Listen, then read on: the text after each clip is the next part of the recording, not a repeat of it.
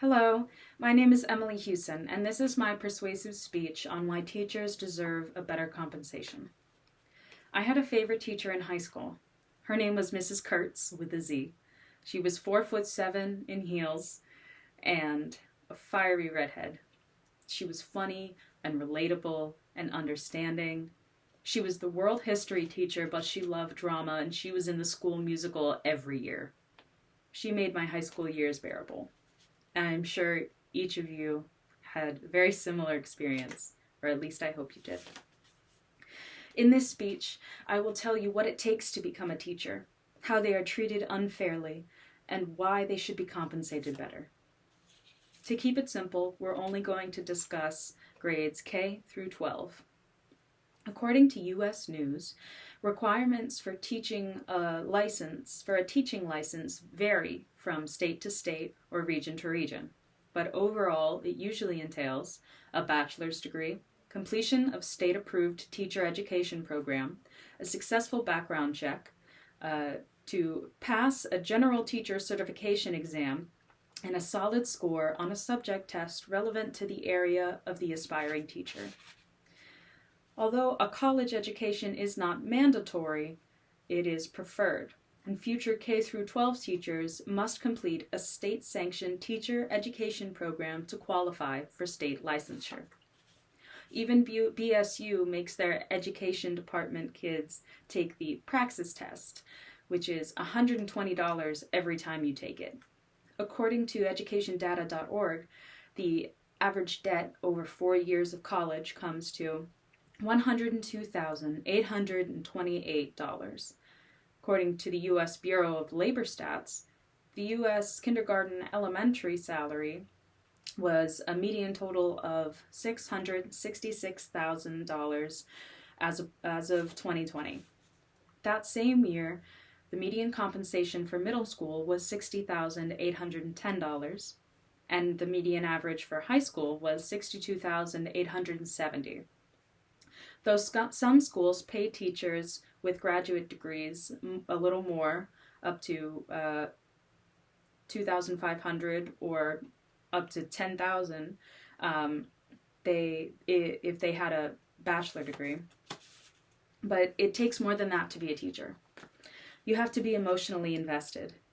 U.S. News quotes Russell, without a last name, as an associate professor of education with a doctoral degree in education, says, "Having been in the education business for over 30 years myself, most people choose this profession because it is a calling.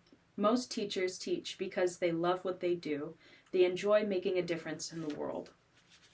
My sister, Miss Haley Hewson, an 8th grade English teacher in Salem, Massachusetts, struggles with her love for the kids and an administration that works against her, along with unsupportive parents that blame everything on the teacher.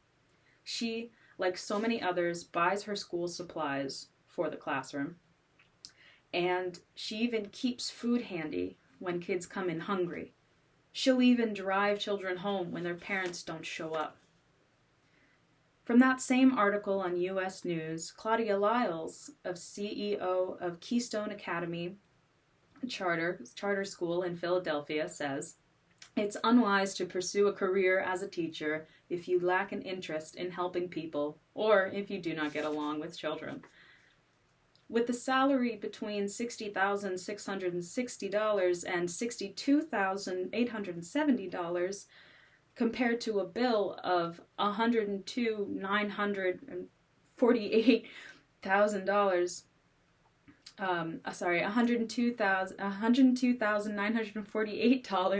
assuming you only take that test once. It would take just around 2 years of only your salary to fulfill that. That's not factoring in a cost of living or interest. With inflation on the rise again, those numbers get even scarier.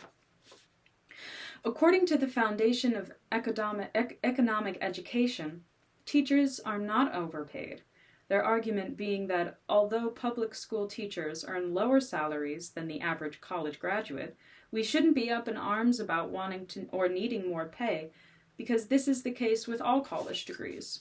Some occupations that require the same degrees pay differently. And to that, I will now quote my sister, because I couldn't say it better myself. Quote, "My opinion is that the average teacher's salary couldn't possibly compensate for the work we do outside of our contracted hours. A teacher's job description doesn't include the time and emotional labor they pour into the job. The amount of effort and time we put in outside of the hours we're supposed to work is unlike any other job. And if we didn't do that, our students would suffer.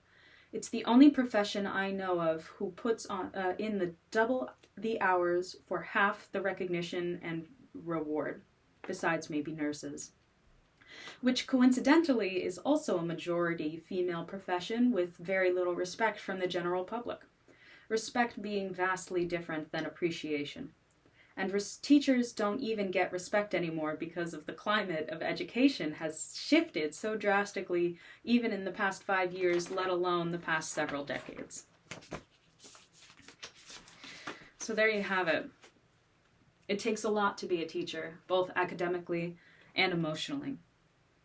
They need to be compensated for the time and emotional labor they pour into their jobs. And my sister said it best. After all, she is an English teacher.